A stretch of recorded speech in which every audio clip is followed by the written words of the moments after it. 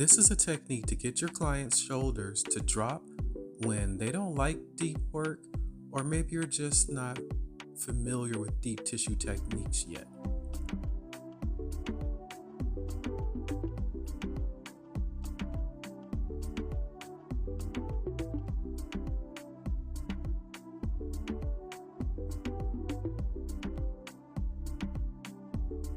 Right hand is doing the work while my left hand is for balance.